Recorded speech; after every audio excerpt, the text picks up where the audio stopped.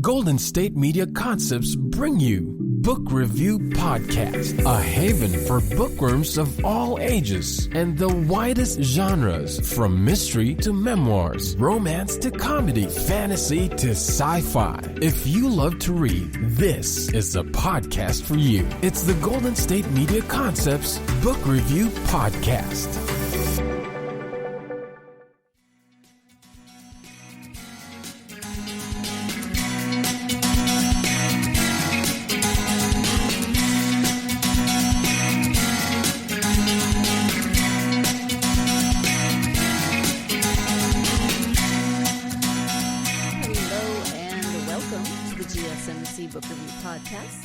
By the GSMC Podcast Network.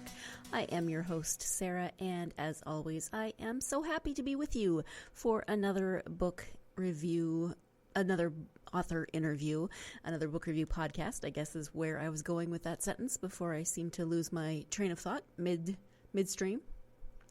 Losing my train of thought, mixing my metaphors. It's going to be a good show.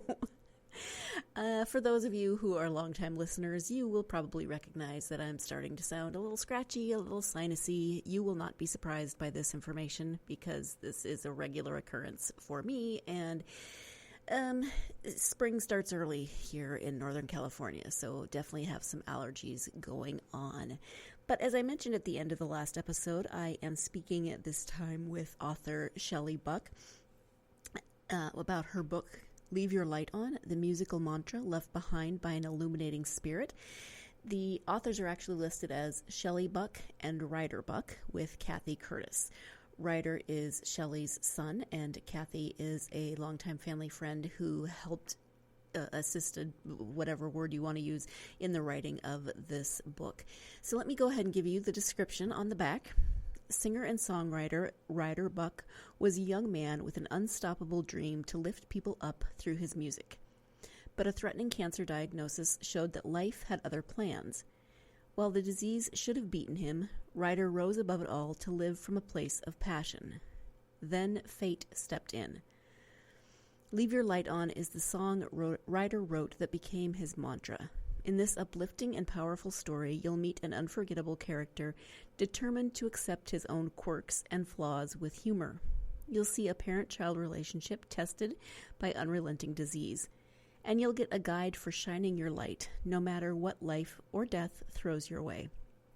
Though it wasn't cancer that took Ryder, it was the catalyst that helped him grow into the shining spirit he became. His journey of love, courage, and truth will convince you that there is no challenge big enough to keep you from putting your special touch on the world, if you simply leave your light on. So this really is, it's part memoir, it's part love letter, it's part, there's so many different layers to this because it really is Shelley's love letter to her son's memory and his legacy that he has left behind, but there's parts of it that are written from pieces. There are parts of it that are taken from some of Ryder's writings, whether those were some of his college papers or his journals that he kept, and so Ryder's voice is present throughout the book as well as through his songwriting. So you get Ryder's perspective, you get Shelley's perspective as a mother. It really is kind of a memoir of Ryder's journey, his own journey through cancer, but also his family's journey with him in that process. He has two brothers, and of course his parents were going through that with him. And, you know, even though I knew the premise of the book before I started reading, Ryder got through the cancer, as it mentions here. You know, he survived cancer, and I was feeling so hopeful and so optimistic, and then I still was shocked when the accident happened, and I just, oh my gosh, I was still thrown for a loop, even though I knew it was coming. And it doesn't mention specifically in the description on the back, so I'm not going to mention it specifically either, but I just want you to go in with your eyes a little more open than mine were, because I was so full of optimism. But this really is a lovely tribute, I think, to a son, to a friend. There are quotes from Ryder's friends. There are experiences that Shelley has had where she has felt Ryder's presence since his death, and then those are here in the book. There's a part that just touched me. Several people went and got tattoos after Ryder's passing, one of whom was his grandmother, and she was 84 at the time. She was the oldest customer at the place that did their tattoos. And I don't know, I just thought that was really, really so sweet. It's also, that mantra of leave your light on, and Shelley really explores that concept of what does it mean to leave your light on. What does it mean to shine that light so others can see it? How does she feel that Ryder is still sending this message throughout the world, throughout the universe, and how is she carrying on that legacy? So let's go ahead and turn to the interview with Shelley. Again, the book is called Leave Your Light On, the musical mantra left behind by an illuminating spirit, by Shelley Buck and Ryder Buck, with Kathy Curtis. Hi, Shelley. Welcome to the podcast. Well, thank you. I'm happy to be here. I am happy to have you here. We are here to talk about your book. It's called Leave Your Light On, the musical mantra left behind by an illuminating spirit. Before we get to the book, though, if you would start by telling us just a little bit about yourself, that would be wonderful. Okay, well, my story really started when I was a little girl in the Midwest, growing up in and around Chicago. I saw my first Disney feature, Sleeping Beauty, when I was maybe 5 years old, and I was captivated. The magic, the colors, the styling, and I knew from that time that I wanted to work at Disney. And so I stayed at home with my family through college in Illinois, but then moved to California on my own at 25 to work at Disney. And there I met my husband and started having my 3 sons, and Ryder was my first. So that's how I came to live here and the beginnings of our family life. Yeah, and which is interesting. I mean, the fact that you met your husband at Disney could be a whole book on its own, I think, and all of and everything that he does with his his career in animation, and you're working at Disney before the children, but this really does focus on your oldest son, Ryder. So again, the book is called Leave Your Light On. Can you give an overview of the book? The book starts when Ryder was very, very young, as an infant, and I started learning from him when he was that age that I needed to take down my energy to meet him where he lived. He was a very calm baby, introspective child, observant and wise beyond his years. So he was the flip side of my coin. I call us soulmates because that's what it became clear that we really were, though we were very, very different in our approach to the world. Ryder grew up, as I said, a calm character and meditative. He took up music after his dinosaur fascination and drawing. He took up music and started playing guitar in high school, and soon formed a band, and they played all over the LA area. And when he was 22 and still in college, he was diagnosed with stage 4 testicular cancer. That was the beginning of my writing. I kept an online journal through CaringBridge and wrote every day. I stayed in the hospital with him every day that he was in, and then he was outpatient for 2 weeks. And we made it through the cancer. He was declared clear, and that was a jubilant time for us. At that point, he was almost 23. And that summer, he went to Bali to study music and continued to do gigs around the LA area with his band. And at the end of October, just 1 month before my husband's film Frozen was released, Ryder was hit by 2 cars on the freeway and died.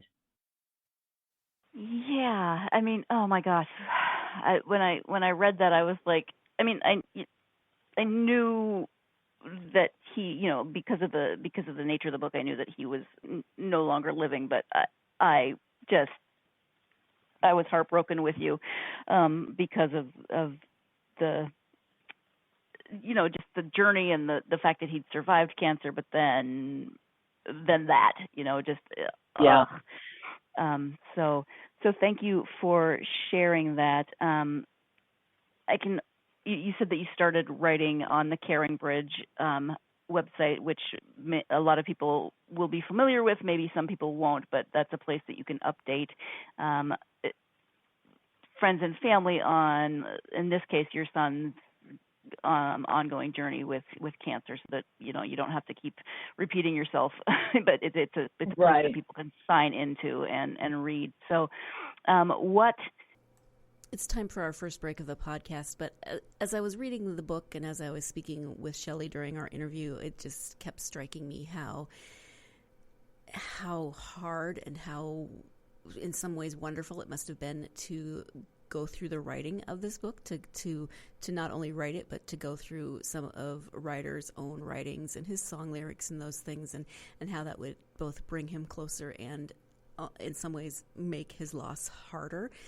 And we're going to talk, when we come back from the break, a little bit about how Shelley went about the process of putting this book together, deciding what went in the book, sifting through all of that, all of those memories, the writings, etc. So stay tuned. You're listening to the GSMC Book Review Podcast, and I will be right back. Are you tired of the same old news? Are you sick of the seemingly endless political spin and negativity? The GSMC America Still Beautiful podcast is a weekly news podcast covering all the top positive and uplifting news stories. We cover stories that will inspire, uplift, and remind you of the good in the world. Tune into the Golden State Media Concepts America Still Beautiful podcast to get all the great and positive news stories of today. Download the GSMC America Still Beautiful podcast on iTunes, Stitcher, SoundCloud, Google Play, or anywhere you find podcasts. Just type GSMC in the search bar.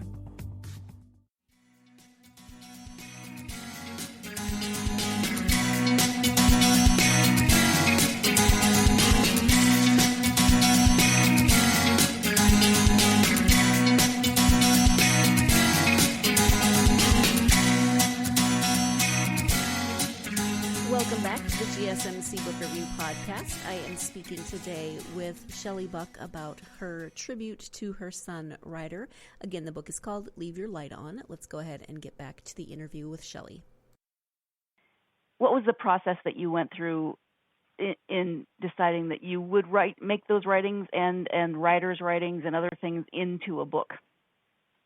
Well, I didn't stop writing when Ryder passed. Of course, I continued to need to be in touch with people. I found it very cathartic and healing to put my feelings and thoughts into words and down on paper.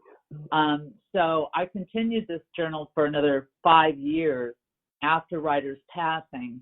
And at some point, a couple of people said, Shelley, this is really good. You need to write a book. And I said, yeah, well, okay, a little modest, a little hesitant, not sure of even my capability of doing something like that. And then Ryder piped up from the other side and said, through a friend, Mom, write my story. I'll be there to help. And that was the tipping point. That was where I said, okay, this has to happen. So I went about finding a co-author because they had to take this journal into narrative form. And I didn't have to look any further than my best friend, my lifelong best friend, Kathy Curtis, who is a writer and does writing programs for dealing with grief and transitions, and has had programs throughout the Midwest where she's helped people through writing programs to heal. So Kathy was the perfect fit. We know each other intimately. We've been best friends since we were 12. And she knows my family. She knows Ryder. And he made his presence known to her on a daily basis. So we went through about a 2-year journey of transcribing my journals into the book that you have read.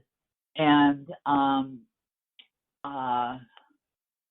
yeah, that was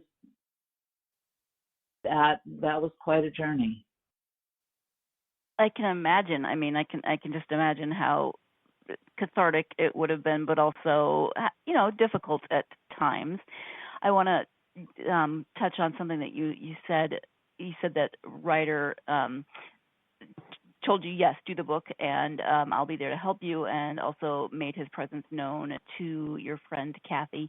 Can you talk about, because you talk about this in the book quite a bit, is how Ryder is still with you, how you feel he is still communicating with you, and that you are still hearing messages from him. Can you talk a little bit about that? Certainly. I get his voice in my ear whenever I'm agitated, which happens a lot. I still have 2 other sons, and one of them is a storm. And if we came across a sticking point in the book, or I would be frustrated with something, I could hear Ryder's voice saying, "Chill, Mom. It's going to be fine. Just chill out." And that was one of his favorite things to say in life. So this voice comes to me periodically. I've had visits in dream states where he's shown up and done little tricks for me, turning himself into a ball of light. And there was another instance where my husband was getting massage, and Ryder showed up and said, "Dad, let's fly." So they flew across this broad field and dove into the ocean, and there were dolphins, one of Ryder's favorite animals. And he said, "Dad, we don't have to swim with them. We can be them." And they dove into the creatures and swam as them. And then Ryder took off, and that was the end of that little visit. But that was one that was very poignant and still sticks with my husband to this day. He's shown up in through the dog. He had a golden retriever when he first was diagnosed with cancer. We rescued a golden retriever, which was his dream dog. And this dog was like a living rug. He really barely moved. And one day, shortly after Ryder passed, I was sitting quietly weeping beside the pool out back, and the dog was probably 30 yards away from me taking a nap. And suddenly he got up and came over and put his paw on my lap as if to say, "It's okay." We had, that dog did things like that periodically as long as he lived. We considered him a channel for Ryder. There was another time when one of Ryder's girlfriends was over, and this dog, Bear, who's normally, like I said, just this lump on the ground, was so agitated and active and running around in circles. And I saw this ball of light fly through the room, and I thought someone had thrown a tennis ball. And I looked, and no one was there. It was just his girlfriend and me, and this golden ball of light that flew through the room. So we've had his presence in small and big ways ever since his passing, and he continues to show up. And I talk to him before I go to sleep at night, and occasionally get messages from him then, generally about the book, he's very pleased, and he keeps saying, it's going to be fine. Don't worry. Keep going. So he is still a huge part of my life, and that's the way I need for it to be, lest I disintegrate. Sure. Yeah, absolutely. You've mentioned light several times, and that is, in the title of the book, Leave Your Light On. Talk about light and Ryder. First, you've mentioned the lights that you've seen, the glowing lights that you've seen after his passing, but talk about light in terms of Ryder's life. His spirit was so big, and he followed his own inner light, his own bliss, with absolute conviction. He knew what made him happy, and he did it. Sometimes it was delightful to see, and sometimes it was aggravating. When he was in the middle of his cancer treatments and during his outpatient period, he was never home. He would spend a day or two on the couch just kind of recuperating from the treatment, and then he would be off and running up the coast, down to the beach, up to the mountains, Dodger Stadium, you name it, whatever made him happy, concerts. He followed this, and I think it helped him grow and grow his light by just being true to himself. And that's a lot of what this book is about, is being true to your own inner light, what brings you your passion and what brings you joy. And this is a character who did exactly that, and kind of it's kind of a how-to book. It is. It's in part memoir. It's partly your experiences as a parent going through this with her son and her family. It's in part, I don't want to say a how-to book, but just yeah, that's probably stretching it, but yeah. No, but I can't. I'm having trouble coming up with words today. Sorry, but kind of this.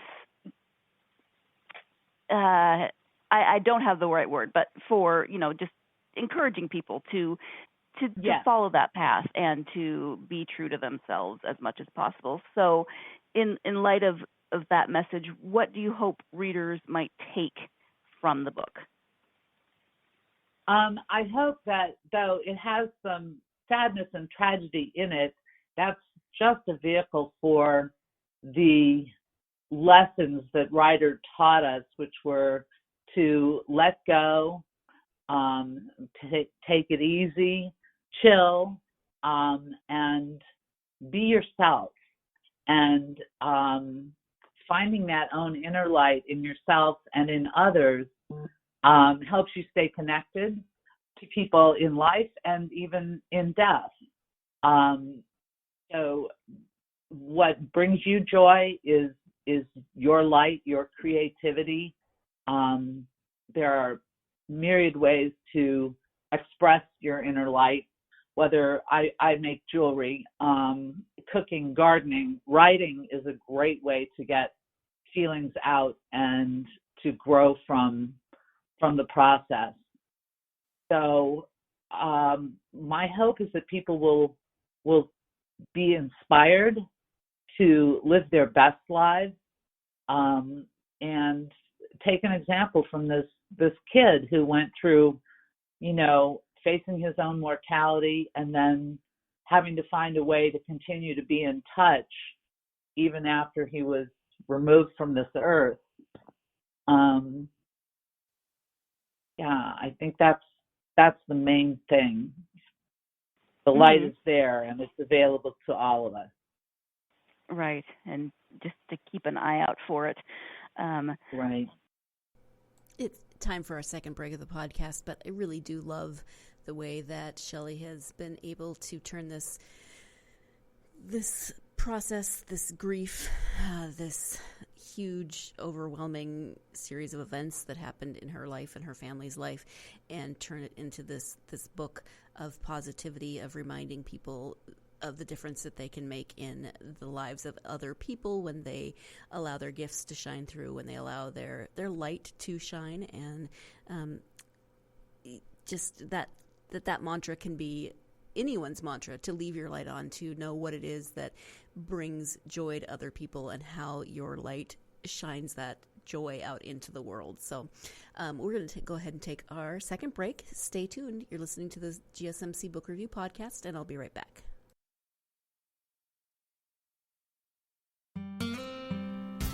Pets bring such joy to our lives, and the GSMC Pets Podcast is here to share in that joy. We'll tell stories of pets finding their forever homes, acting in unexpected ways, being helpful, or just being silly. Whether you love dogs, cats, llamas, reptiles, fish, or you've never met an animal you didn't like, the GSMC Pets Podcast is for you.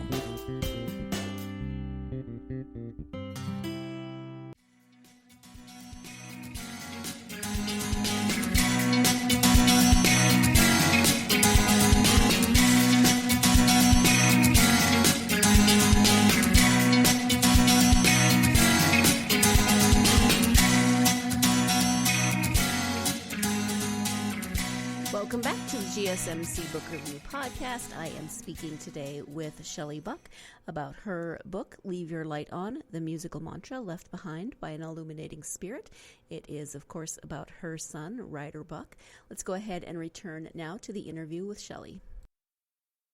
The book is, obviously it's from your perspective, but it's not only from your perspective. You do have some writings of Ryder's from some of his college papers, which made me smile and made me think, I don't even think my college papers are accessible. They're on a floppy disk somewhere. I don't know if anybody can read a floppy disk. But talk about the process of choosing which pieces of Ryder's writing to include.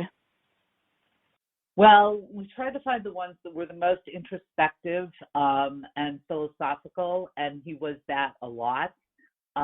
He kept a journal. He wrote a little bit on Caring Bridge when he was in the hospital, but I had papers from him from grade school about his aspirations and what he wanted to do with his life, and so these were the kinds of works I was looking for, something that spoke of his spirit and his hopes and dreams, and the way his philosophy. I mean, he was a deep character. When we went to the hospital for his inpatient weeks, we always had at least a dozen books, and many of them were the spiritual teachers of our world, and he dove into those and took from many different cultures and many different spiritual paths. So I was looking for things that reflected that journey for him. And because this was the growth period that was it was exponential. I mean, he was always a mature kid, but when he started going through the cancer treatment and facing his own possible death, he looked deeper and his thoughts became richer. And those were the things we wanted to include in the book. We also included a couple of his songs. One of them that he sent posthumously is in there. It came, of course, without music, but one of his bandmates wrote the music to it, and that's on the audiobook. But the title of the book, Leave Your Light On, is actually the title of the first song Ryder ever wrote. And it really wasn't until much later that I got the depth of the meaning of that song. He was speaking about his own inner light and that of others, and the way he connected to people was by listening, really being present. And it made people feel valued. And so his connections were deep and lifelong. I mean, he had some of his friends from preschool all the way through his life. When he met someone whose heart he appreciated, he did the work to keep connected. And that's the other thing that I wanted to bring up is that there's points of view from other people, so from friends, family, his brothers, etc. And again, how did you determine which writings to include, and where did those come from? Well, that was hard because there were so many wonderful stories. When I put out the request, we had professors and peers and friends and family. At his service, his celebration of life, we put out cards, index cards, large ones, that people could write memories of Ryder and stories and leave for us. And we got so many beautiful stories, and it was really hard. There were some that just had to be left out, but we chose what we thought were the best. There was one girl who wrote about really feeling despondent, like she didn't really want to live anymore, and just meeting Ryder and experiencing his joy of living and looking at what he had been through with the cancer and still feeling not a victim but privileged to be in this life, changed her way of looking at life and really basically walked her back from the brink.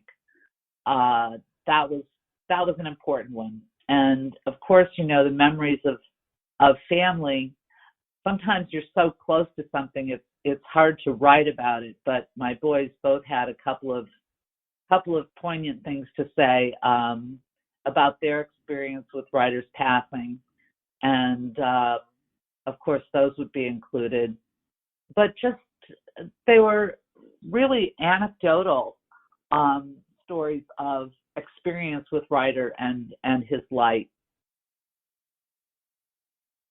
This is a very specific book on the journey that your son went through, the journey that you took with him, as well as his passing. But do you feel like you might write other books?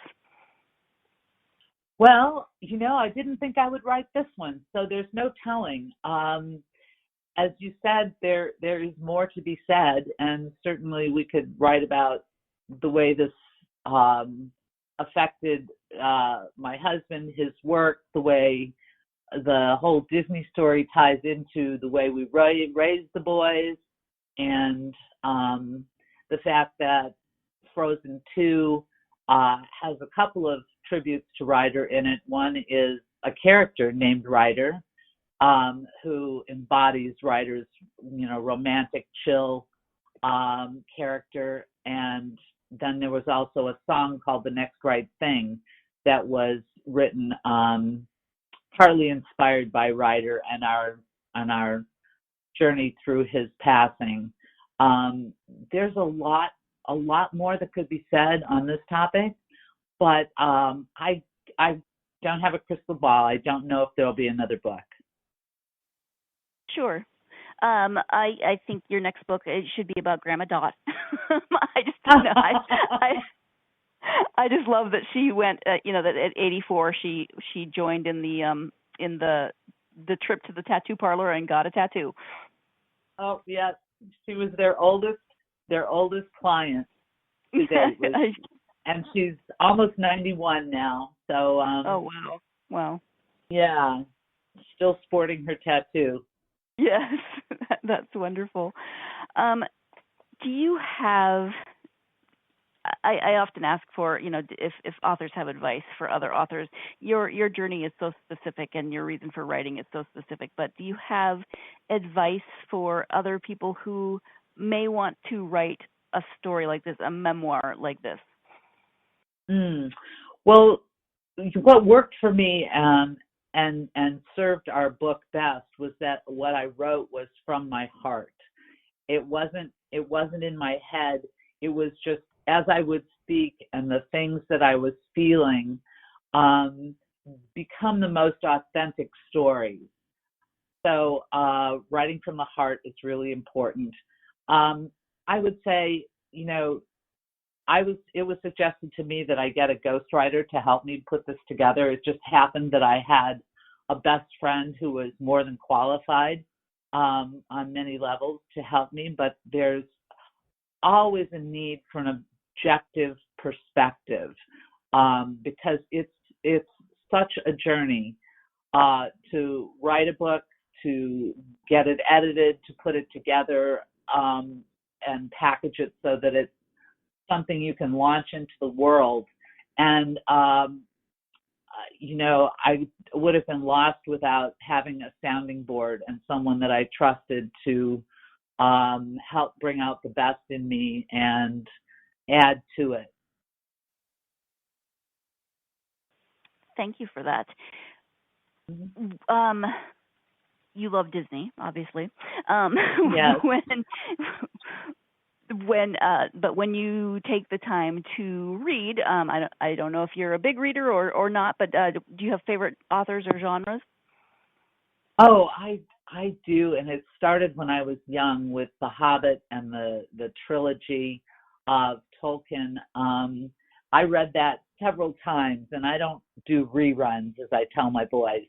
But I love fantasy. I love inspirational books. Ryder implored us to read Proof of Heaven by Eben Alexander his last summer. When he went to Bali, he left us with a copy and he said, "You have to read this." Well, he had been going through this, this study of mortality and was really moved by it. And it helped us a lot when he eventually passed that we had read this. I pulled a couple of others off the bookshelf today that I have kept my whole life that I still love. Mutant Message Down Under, The Celestine Prophecy, and one of my favorite books, probably the thickest book I ever read, was Myths of Avalon. So I'm kind of all over the map. I've been reading biographies lately because there are so many notable characters in our world these days that truth is stranger than fiction sometimes. So I've been reading some biographies. Yes, it absolutely is. Time to take our third and final break of the podcast. When we come back, let's talk about dinosaurs. Stay tuned. You're listening to the GSMC Book Review Podcast, and I'll be right back. Tired of searching the vast jungle of podcasts? Now listen close and hear this out. There's a podcast network that covers just about everything that you've been searching. The Golden State Media Concepts Podcast Network is here. Nothing less than a podcast bliss with endless hours of podcast coverage. From news, sports, music, fashion, cooking, entertainment, fantasy, football, and so much more. So stop lurking around and go straight out to the Golden State Media Concepts Podcast Network. Guaranteed to fill that podcast itch. Whatever it may be. Visit us at www.gsmcpodcast.com. Follow us on Facebook and Twitter, and download us on iTunes, SoundCloud, and Google Play.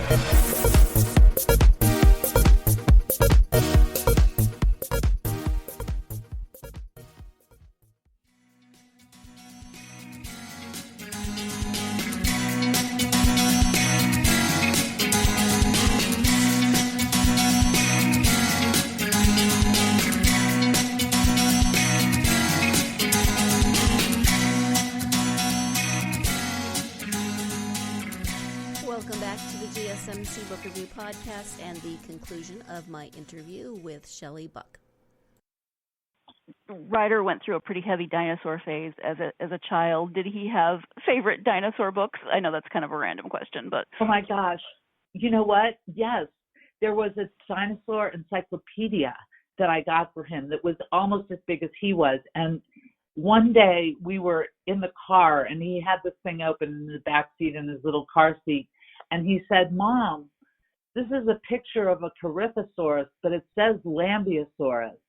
Now, he wasn't reading yet. I don't know how he figured that out. He probably knew some of his letters and figured out the beginning letters of the word. But I was floored. I had to pull over and check.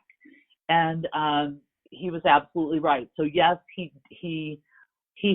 we still have shelves of dinosaur books, poetry, reference books, picture books, pop-up books.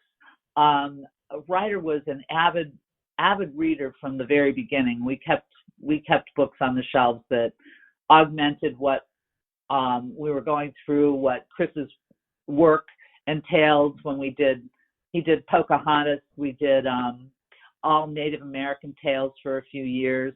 Because these projects take years to make, we had time to grow with him. When he did Tarzan, we read about Coco the gorilla.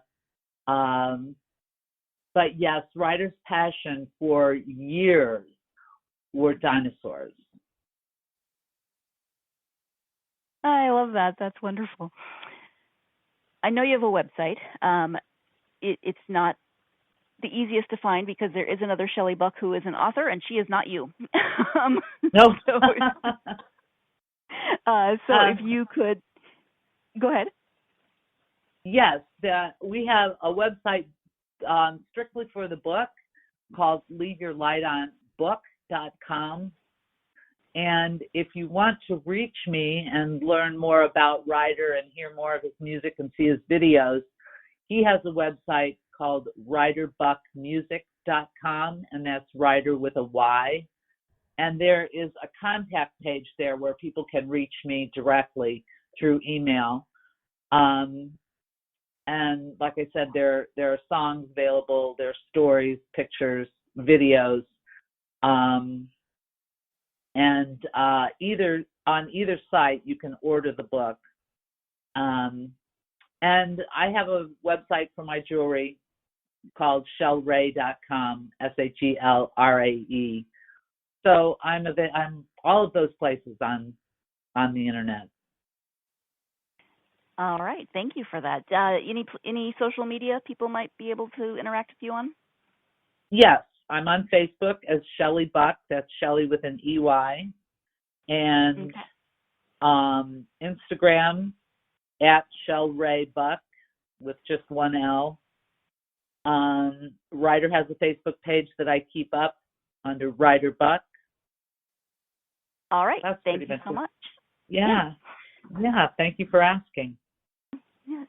Well, Shelley, we've talked about a lot of different things today, but I know we could have so many more conversations about Ryder and about your experiences, but is there anything that you wanted to specifically mention that we haven't covered at this point in terms of the book or in terms of Ryder, anything that you wanted to talk about? Well, I just want to emphasize that Ryder took the magic that we created in his youth and his growing up years in our household and embodied it, making him a kind of an otherworldly character, even in life. And I think it's a compelling story. I think he's a more than an interesting character. I think he's a compelling character and one you really get to know through this book. And I've had people say, if you read the reviews on Amazon, people say again and again how inspired they were and how they feel like they know Ryder. They feel like they're a better person for having read the book. So I do hope people will pick it up. Yeah, this is such a deeply, deeply personal book, and so I want to thank you for coming on the podcast to talk about the book, but especially to talk about Ryder and to share his story with us. I really appreciate that. Well, thank you so much for the opportunity. I really appreciate it. As always, thank you once again to Shelley for joining me to talk about this legacy that she has created in her son's memory. Again, the book is called Leave Your Light On, and it really is a beautifully written story of love and loss and legacy, if you want to go with alliteration. I was thinking about a couple of things. One is sort of silly. I mean, first of all, Shelley has had some amazing things happen in her life, and this book is one of them. But I was sort of, not giggling necessarily, but like, oh, wow, Shelley's husband worked on the Frozen movies. I mean, that's like 6 degrees of separation of something kind of interesting to me. I don't get out much. So the fact that I interviewed someone who's married to someone else who worked on the Frozen movies, those were very popular with my nieces, and especially the first one. They were right at that age.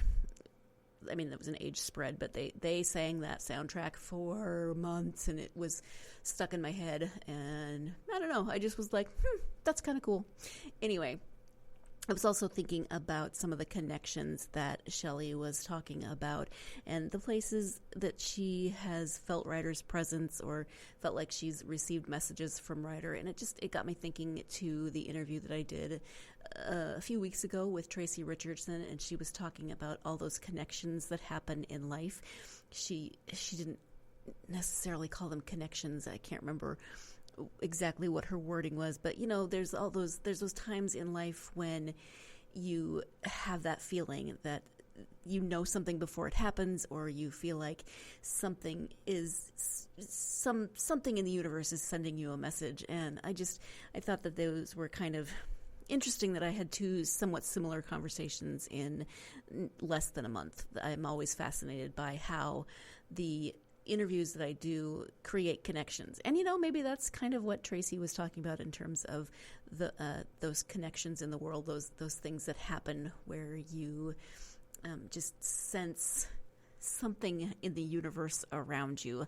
Never really thought about it that way, but something I will ponder more and try not to blather onto you about on the podcast until I get a clearer picture in my head of what I'm actually trying to say. But interesting, just little fascinating tidbits that I like to throw your way at the end of the episode, and you can learn about the scary place that is my brain, or the weird place that is my brain, the random place that is my brain. Those of you, again, who have listened to this podcast for a long time are sitting there thinking, yeah, Sarah, we already know your brain is a random place. We understand this. It's nothing new. At any rate, thank you once again to Shelley. Thank you, as always, to you, my listeners. You are so very appreciated by me. I just appreciate that you take time out of your day, your week, whatever, to join me and meet new authors and hopefully find new books that are of interest to you. If you have not already done so, please do follow us on social media. You can find us on Facebook, Twitter, and Instagram. I don't know who the us is. You can find this podcast, me and the authors. There you go. You can find me, and all the authors have their own social media pages. But if you're a fan, please do follow us on social media. Please leave a review, whether written or 5-star. Those are very, very helpful. I mean, obviously, if you don't feel like you want to give 5 stars, that's your prerogative. But leaving a review is still helpful to get this podcast out to other book lovers such as yourselves. Make sure you subscribe. Do all those wonderful things that help us out. And, of course, I hope you will join me next time. I will be speaking with author Anna Pennenberg, but not only Anna, I will also be speaking with Anna and her daughter, Dana.